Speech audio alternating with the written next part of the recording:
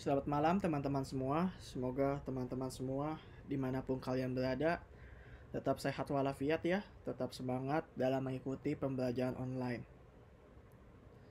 Oke, jadi baik, saya lanjutkan materinya di mana kita tiba ke materi terakhir, yaitu tentang inventory management, just in time, and simplified costing method. Nah, yang ingin ditekankan di sini adalah terkait dengan just in time. Jadi titik fokus kita di sini adalah just in time ya teman-teman. Bagaimana kita mengukur yang namanya EOQ. Apa itu EOQ? Adalah Economic Order Quantity. Jadi dalam perusahaan manufaktur, tentunya ketika dia butuh bahan baku, ketika dia ingin membeli entah itu bahan baku ataupun membeli persediaan, dia harus bisa memanage persediaan itu semua dengan baik. Kenapa perlu di-manage atau perlu dikelola? Karena untuk melakukan pemesanan itu yang pertama dibutuhkan biaya. Jadi kalau pesannya sedikit-sedikit dan kalau pesannya sedikit-sedikit, otomatis kalau kamu butuhnya banyak, kita butuhnya banyak, maka kita akan banyak melakukan pemesanan. Dan kita tahu setiap kali barang dikirim itu pasti ada biaya dong. Entah biaya ongkos angkut, ongkos kirim, entah biaya telepon, entah biaya untuk melakukan order dan sebagainya ya. Itu yang membuat selain mengeluarkan biaya juga membuat kurang efisien dalam pengerjaan proses produksi. Karena kan dikit-dikit mesti order, dikit-dikit mesti pesen. Nah, gitu.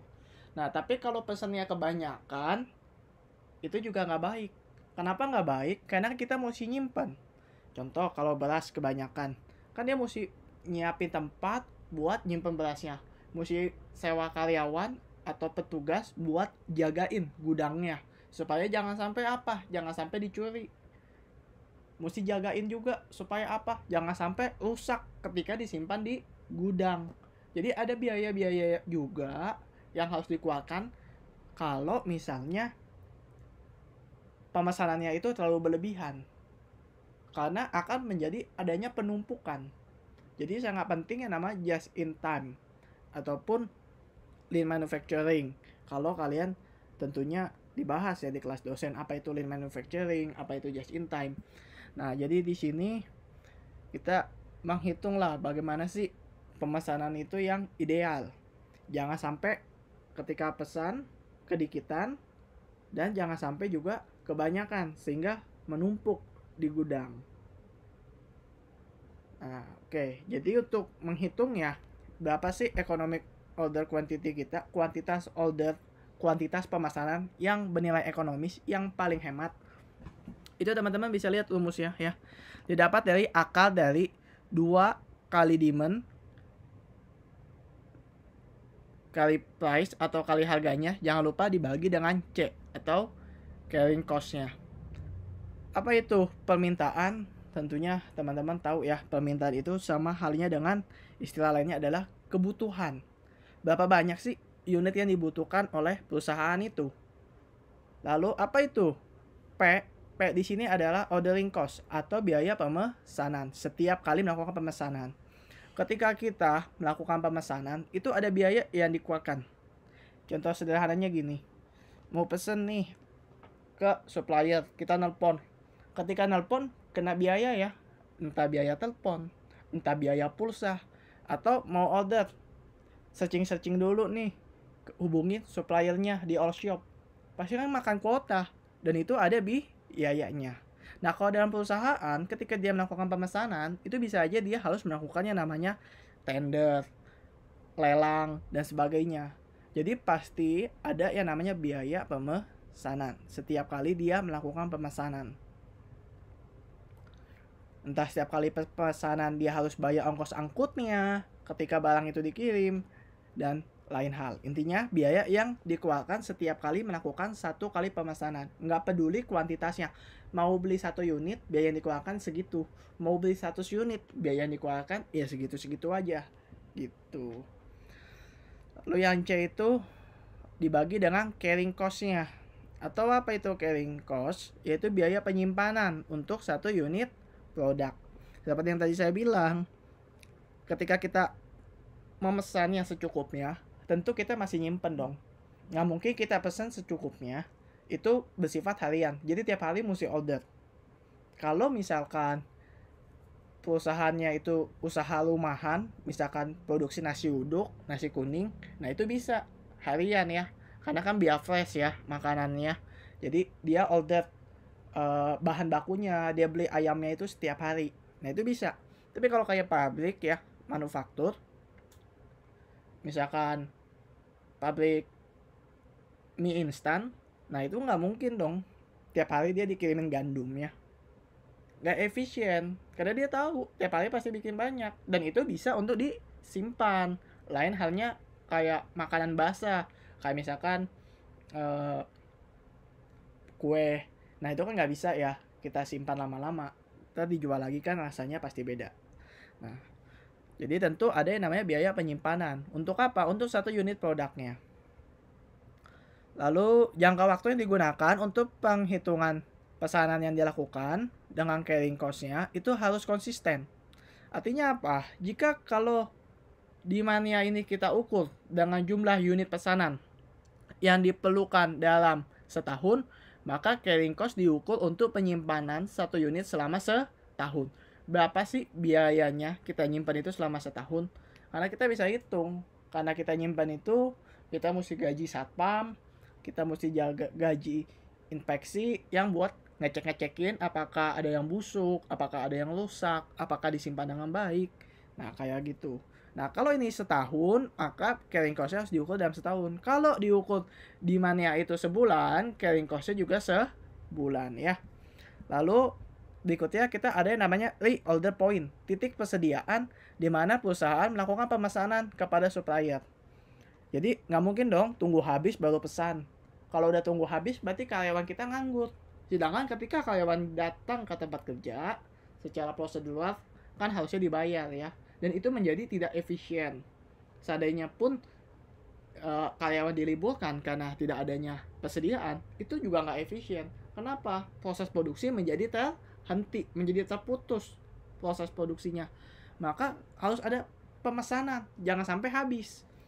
Nah, menghitungnya bagaimana? Kita melihat kebutuhan yang dibutuhkan dibagi dengan working day, yaitu hari kerja, dikalikan dengan lead time. Lead time ini apa? Lead time di sini adalah waktu tunggu. Jadi ketika kita pesan, nggak mungkin barang itu langsung nyampe hari ini juga. Apalagi kalau pemesanan pabrik, skalanya banyak, massal. Pasti supplier perlu menyiapkan. Dan belum tentu suppliernya di kota yang sama dengan perusahaan itu. Bisa aja dia harus kirim. Apalagi kalau yang impor ya.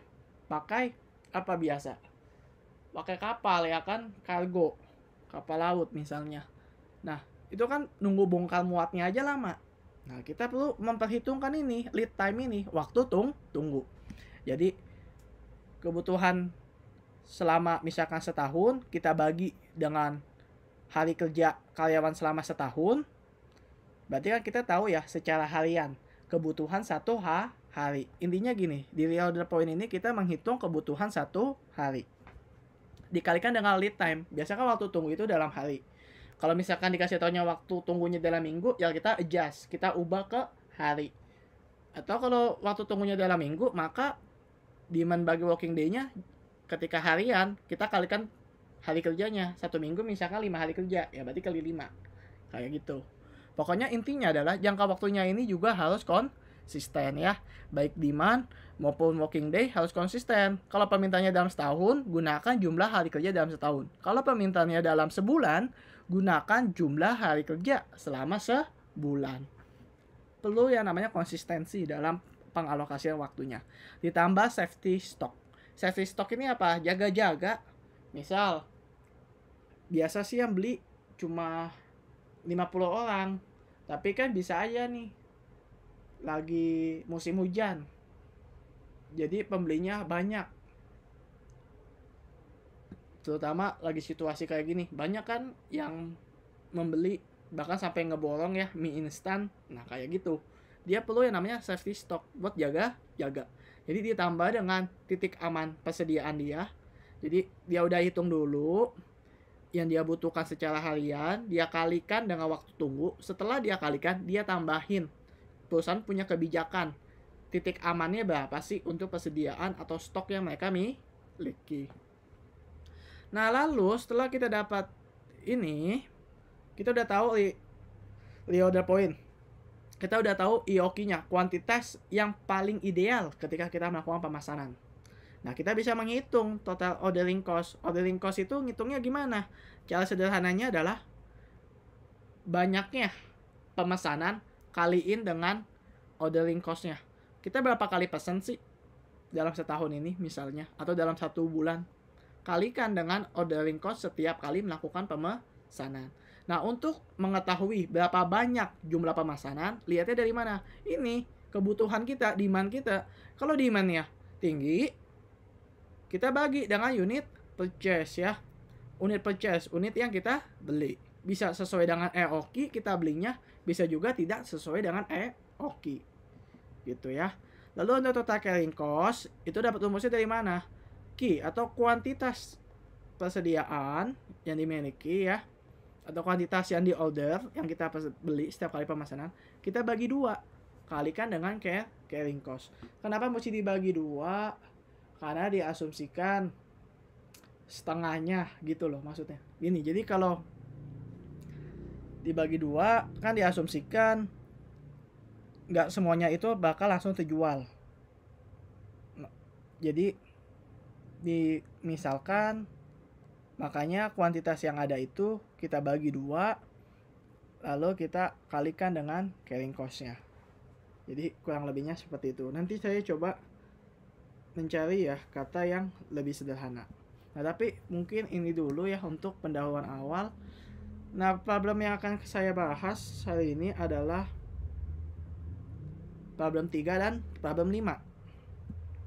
Jadi tanpa berlama-lama, kita langsung masuk aja ya ke problem 3-nya.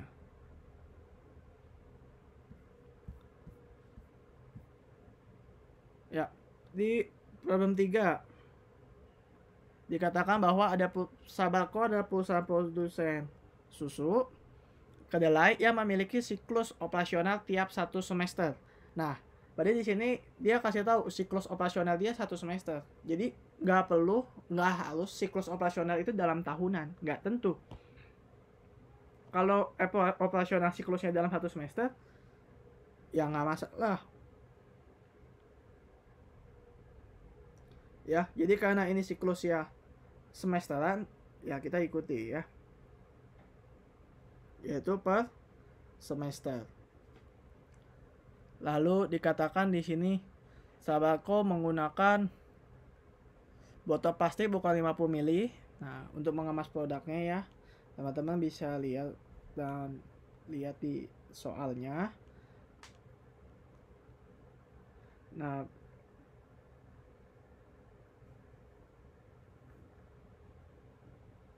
lalu kita langsung aja ke yang penting. Yang penting ini akan saya highlight, yaitu dalam operasionalnya perusahaan menetapkan 300 hari kerja setahun. Jadi working day-nya kita tahu ya teman-teman ya di sini 300 hari kerja setahun. Sedangkan siklus operasionalnya itu tiap 1 semester. 1 tahun berapa semester? 2 semester. Maka working days-nya kita akan ubah sesuai dengan siklus dia, yaitu menjadi per semester ya. Karena per semester maka kita bagi 2, dari 300 hari kerja dibagi 2 menjadi 150 hari kerja ya.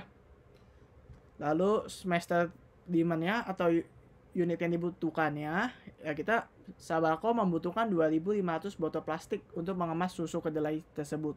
Dan ini dikasih tahu bahwa dibutuhkannya itu tiap 1 semester ya. Artinya berarti demand-nya untuk kebutuhan untuk 1 semester sudah benar, nggak perlu kita papain ya, 2.550.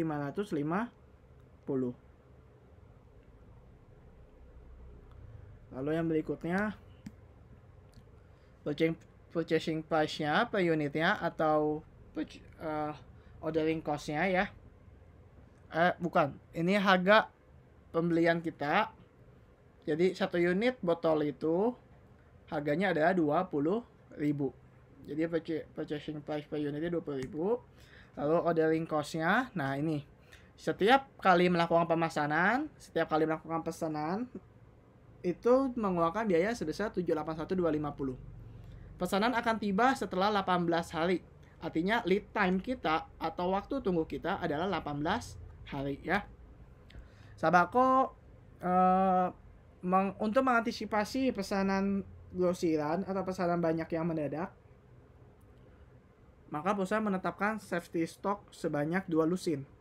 Kita tahu bahwa 2 lusin itu adalah 24 ya, 2 kali 12. Lalu dikasih tahu juga bahwa biaya penyimpanan botol plastik tersebut sebesar 180.000 per lusinnya per tahun. Seperti yang tadi saya bilang, carrying cost itu kan yang kita pakai adalah per unitnya. Dan jangka waktunya harus konsisten. Dalam arti apa? Ketika kita menghitung working days-nya dalam semester, karena dia siklusnya 1 semester, terus kebutuhannya juga dalam 1 semester, maka ketika menghitung carrying cost juga harus dalam waktu 1 semester. Jadi 180.000 ini per lusin, supaya jadi per unit 180.000 seperti dirumus dibagi 12. Karena 1 lusin 12 unit, jangan lupa dibagi 2. Kenapa dibagi 2? Karena ini kan per tahun. Jadi setahunnya 180.000 selusin. Nah, jadi kalau per semester kita bagi 2. Nah, order quantity-nya dikasih tahu ya. Saat ini perusahaan menggunakan kebijakan lama. Pemesanannya menggunakan 425 botol plastik ya.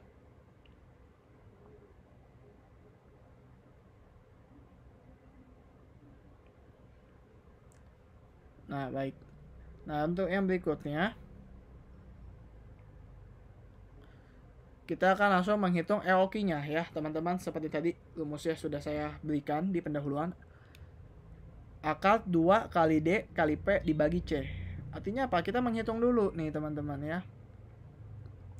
Jadi, teman-teman 2, teman-teman kalikan kebutuhannya 2.550, lalu kaliin harga ordernya 781.250. Setelah itu teman-teman bagi dengan 7.500. Kemudian setelah dibagi 7.500 baru diakar. Jadi ingat, akalnya itu langkah terakhir dilakukan ya. Ini rumusnya ya.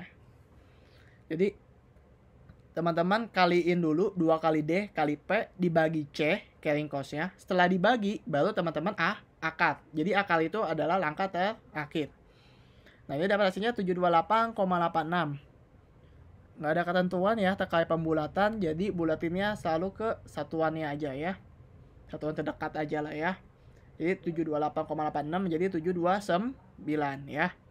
Nah, lalu untuk menghitung berikutnya reorder point kita, titik pemesanan. Kapan sih kita harus pesan pas inventory di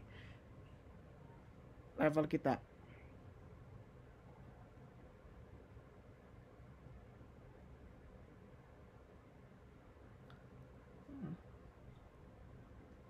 Jadi untuk di level ini maka kebutuhan kita tiap 1 semester tadi sudah tahu ya 2.550. Kita bagi sejumlah hari kerja kita dalam 1 semester yaitu 150 hari kerja. Jadi 2550 kita bagi 150. Kita kalikan dengan apa? Lead time ya, waktu tunggunya. Di sini waktu tunggunya adalah 18 kali 18. Setelah kita hitung 2550 bagi 150 kali 18, baru kita tambahin safety stoknya. Perusahaan ingin punya titik aman yaitu 24. Maka jawabannya dia 330. Jadi kalau persediaan kita udah tersisa 330 unit, kita pasti langsung pesen. Gitu ya, kurang lebih secara sederhananya seperti itu. Nah, lalu hitung total ordering cost dan carrying cost sebelum dan menggunakan EOQ. Nah, jadi sebelum menggunakan EOQ, maka ordering cost-nya kita hitung dulu berapa banyak sih pemesanan yang kita lakukan. Sebelum menggunakan EOQ, maka kebutuhan kita kan 2.550 ya, itu yang kita butuhkan. Kita bagi 425. 425 dapat dari mana? Ini pemesanan yang dulu kebijakan lama 425. Kita bagi 425. Berarti kan kita dapat banyaknya pemesanan. Kita kalikan dengan biayanya, dengan P-nya atau ordering cost-nya, biaya pemesanannya, yaitu 781.250. Maka kita di sini akan dapat angkanya ya, teman-teman ya.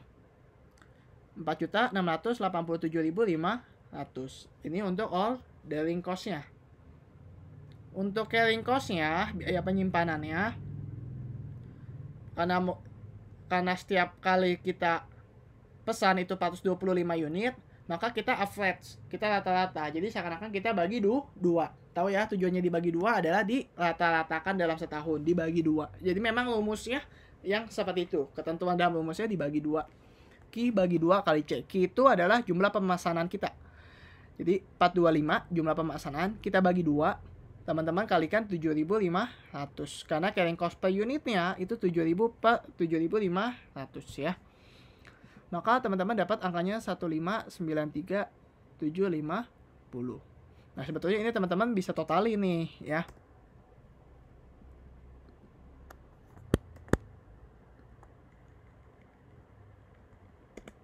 Nah, ya. Teman-teman bisa totalin ya. Nah, yang berikutnya adalah menggunakan EOQ. Kalau menggunakan EOQ, ordering cost-nya gimana? Maka 2.550 kebutuhan kita bagi dengan pemesanan yang sesuai hasil EOQ, yaitu berapa? 729. Jadi kita bagi 729 kalikan dengan biaya pemesanannya, ordering cost-nya yaitu 781.250. Maka teman-teman dapat hasilnya.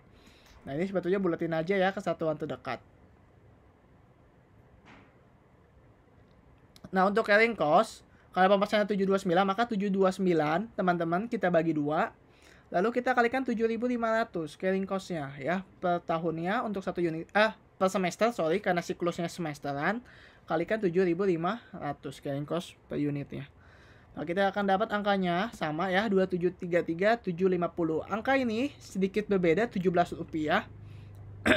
Sekitar 17 sampai 18 rupiah ini karena adanya pembulatan di bagian ini ya, kursus saya. Ini kan ada pembulatan. Kesimpulannya adalah kalau teman-teman mau ngecek teman-teman kira-kira udah tepat atau enggak adalah ordering cost sama carrying cost kalau pakai EOQ angkanya harus sama. Karena dia seimbang. Mempertimbangkan biaya pemasaran, mempertimbangkan juga biaya penyimpanan. Itulah yang ideal. Ya. Walaupun untuk mencapai EOQ ini kenyataannya sih kalau di lapangan itu sangat sulit ya, sangat sulit sekali untuk tercapai. Nah, seperti ini ya teman-teman semua. Nah, jadi kita bandingkan sebelum sama sesudah. Nah, di sini teman-teman sebetulnya bisa totalin nih. Nah, sebetulnya total ini juga udah ada ya, ditulis di bawah sini ya. Nah, langkah yang ketiga, hitunglah besarnya penghematan kalau perusahaan menggunakan EOQ. Jadi total biaya yang awal, teman-teman tinggal tambahin aja ordering sama carrying cost dari yang awal. Maka teman-teman akan dapat angkanya 6281250.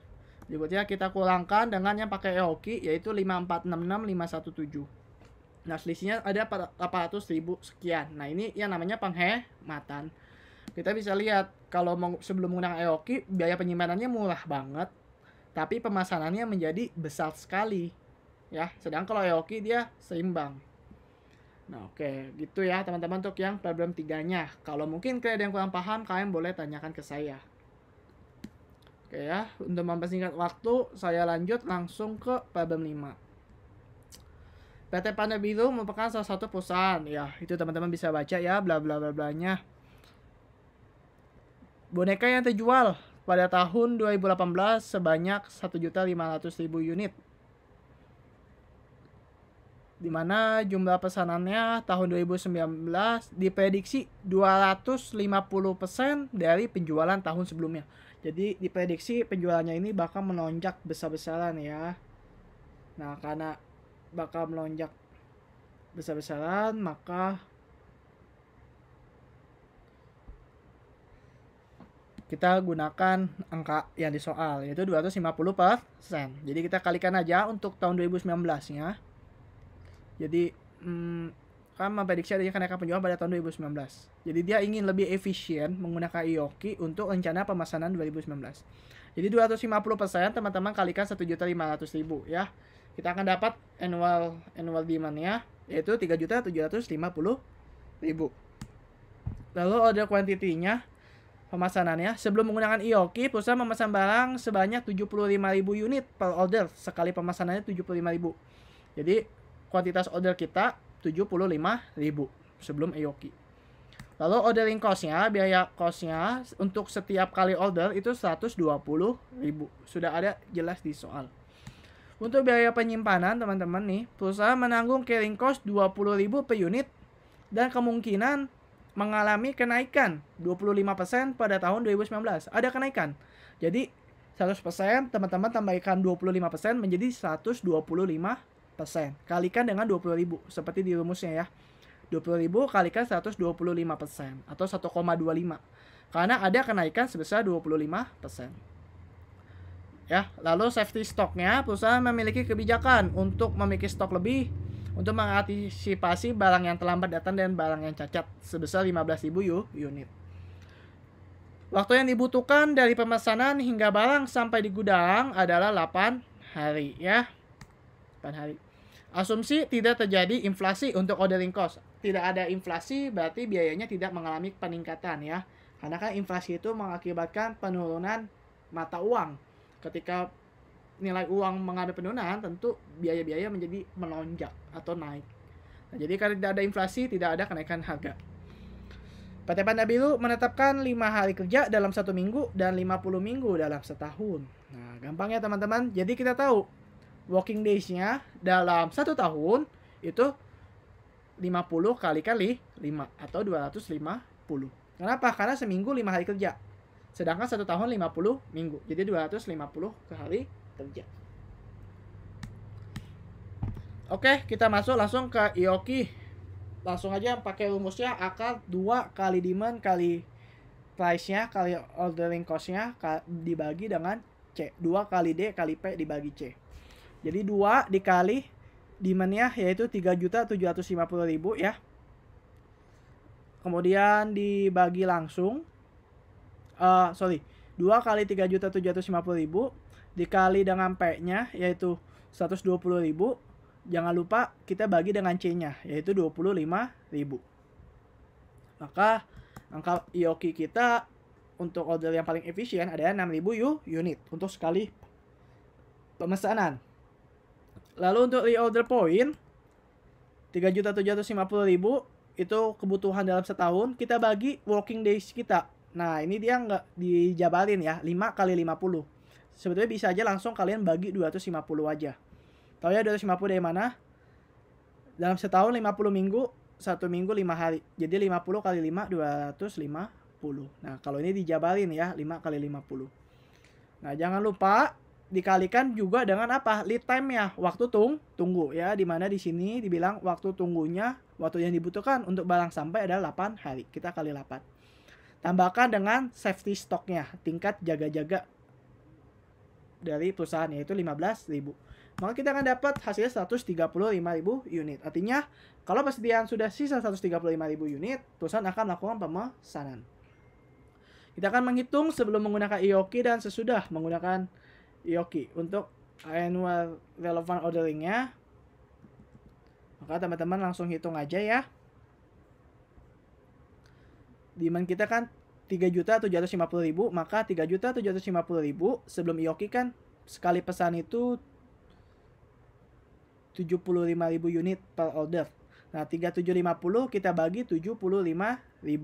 Jangan lupa kalikan 120.000 karena ordering cost-nya. Teman-teman bisa lihat ya di rumusnya, ketemu hasilnya sebesar 6 juta. Jadi untuk ordering cost-nya sangat kecil, hanya 6 juta saja. Tapi biaya penyimpanannya menjadi membengkak. Kenapa? Pesannya terlalu banyak. Kalau pesanan terlalu banyak, jadinya barang menumpuk di gudang. Jadi butuh biaya. Nah, sekali pesan 75.000. Lalu kita average, kita rata-rata. Kalau rata-rata kan istilahnya A tambah B dibagi 2. Nah, B-nya kan dianggap 0. Jadi 75.000 dibagi 2. Kalikan dengan biaya penyimpanannya per setahunnya yaitu 25.000 per unit. Maka biaya penyimpanannya ada 937.500.000. Angkanya beban yang terbalik. Pemesanannya hanya 6 juta, tapi penyimpanannya sampai hampir 1 miliar. Kenapa? Karena terlalu menumpuk. Nah, Inilah yang nggak baik. Kedikitan nggak baik karena terlalu besar di order, kebanyakan terlalu besar di penyimpanan. Berikutnya, sesudah menggunakan Ioki, kebutuhan kita sama 3.750.000 ya. Nih, demand-nya. Kita bagi pemesanannya kalau Ioki 6.000, kalikan dengan biaya pemesanannya 120.000. Hasilnya 75 juta. Lalu biaya penyimpanannya. Sekali pesan itu 6.000, kita average, maka 6.000 kita bagi 2, kalikan dengan biaya penyimpanan per unit, kali 25.000. Hasilnya 75 juta. Nah, seperti yang tadi saya bilang, kalau pakai Ioki, ordering cost sama carrying cost-nya pasti imbang, pasti balance. Pasti sama, 75 juta dan 75 juta. Karena Ioki ini yang paling efisien, mempertimbangkan biaya order, mempertimbangkan juga biaya penyimpanan. Gitu ya. Jadi pesannya nggak kedikitan, nggak kebanyakan. Kalau di problem 3, kasusnya adalah pemesanannya kedikitan. Makanya awalnya terlalu besar biaya di mana? Ordering cost-nya terlalu mahal karena dia pesannya kedikitan. Kalau di sini problem 5, pesannya kebanyakan. Makanya yang mahal apa? Penyimpanan. Nah, teman-teman tinggal jumlahin ya. Coba menggunakan Ioki, jumlahnya 943.500.000 rupiah. Sedangkan dengan menggunakan Ioki hanya 150 juta saja. Artinya yang dihemat sebesar 793.500.000. Makanya Ioki ini penting. Tujuannya untuk melihat mana yang paling penting. Nah, berikutnya bab 4, ini saya sekilas saja ya. Kita lihat setahun bahan baku yang dibutuhkan ada 60.000 kilo. Maka annual demand-nya ada 60.000. Order quantity-nya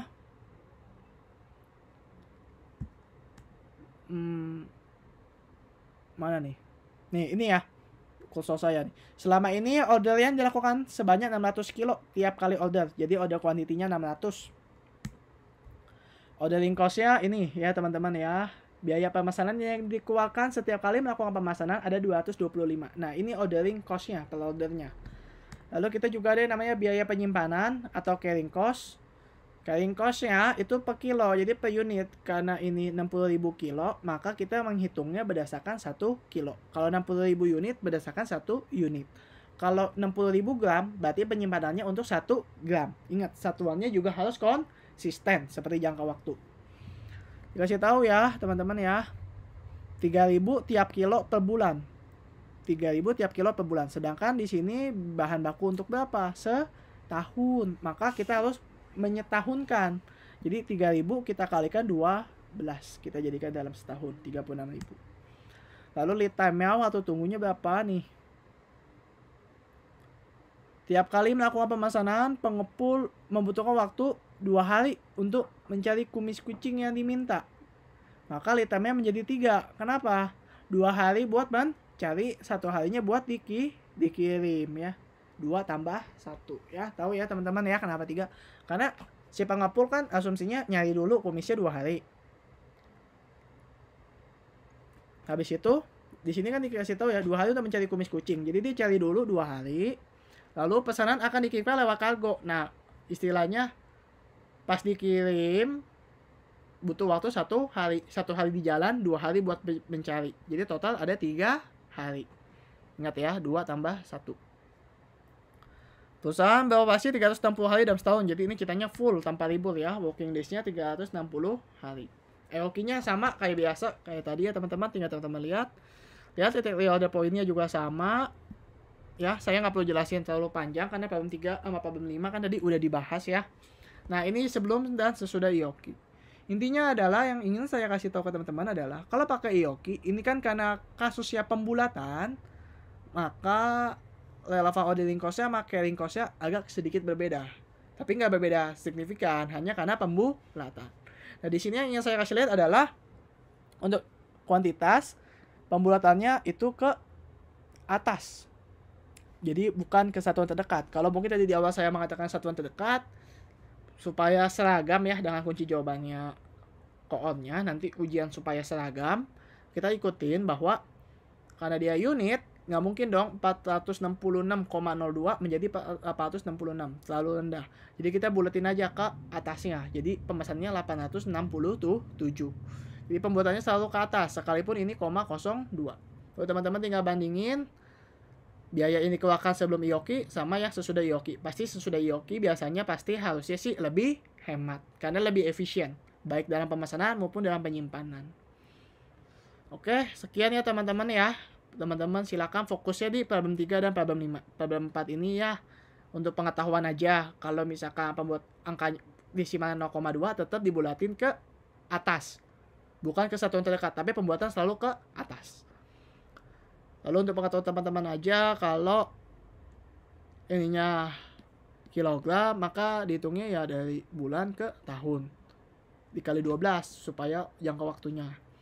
Terus lihat, kadang lead time-nya itu terpisah. Jadi 2 hari buat nyari barang, 1 hari buat di jalan. Jadi teman-teman tambahin ya, 2 harinya mencari kumis kucing, 1 harinya untuk perjalanan. Jadi 2 tambah 1, makanya lead time-nya 3. Oke. Jadi begini ya teman-teman materi kita hari ini. Semoga teman-teman dapat memahaminya. Jadi tetap semangat, selamat belajar, selamat mempersiapkan diri untuk ujian, dan selamat